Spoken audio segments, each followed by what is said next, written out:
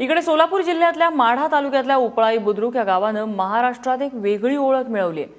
अधिकाऱ्याचं गाव, या गावात एक IPS, 2 IAS, 1 IRS, 19 फौजदार, प्रत्येकी 100 शिक्षक, सैनिक आणि पोलीस आहेत। 2005 सालापासून या दुष्काळी गावात हा बदल कसा घडत गेला त्याची अत्यंत प्रेरणादायी ही कहाणी।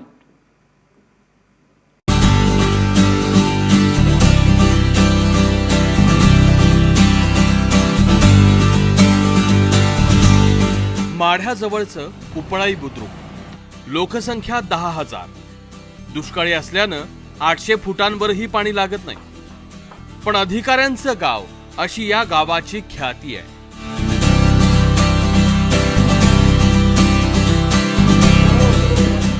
या ओळखीची सुरुवात ठाणे गुन्हे अन्वेषण शाखेत उपायुक्त असलेल्या संदीप भाजी भाकरेंमुळे झाली।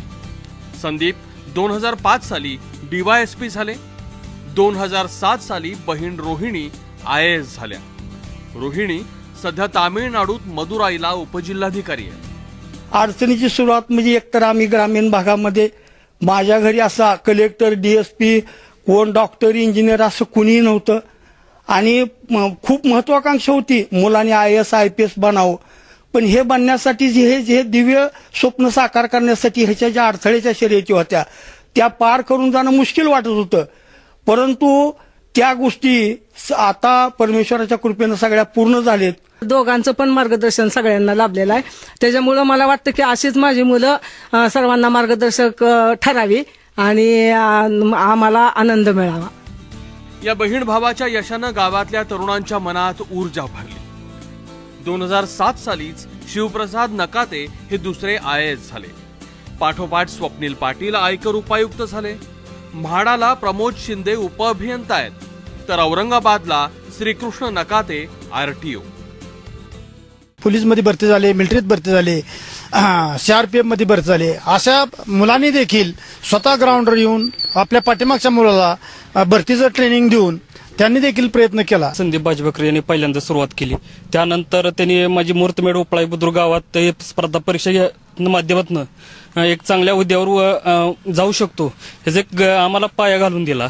वरिष्ठ अधिकाऱ्यांशिवाय या छोट्याशा गावात 19 फौजदार, 30 इंजिनियर, 20 प्राध्यापक, 100हून अधिक शिक्षक, 100हून अधिक सैनिक आणि 100हून अधिक पोलीस आहेत। गावच्या या यशात 1807 सालच्या झेडपीच्या प्राथमिक शाळेचा आणि रयत शिक्षण संस्थेच्या नंदकिशोर विद्यालयाचा मोठा वाटा आहे। इथली प्राथमिक शाळा सुद्धा आदर्श आहे।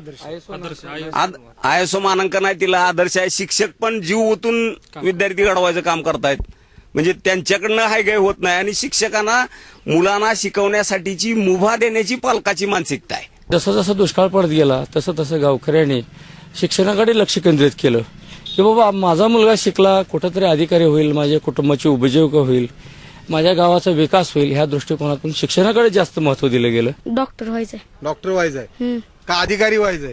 नाही, डॉक्टर।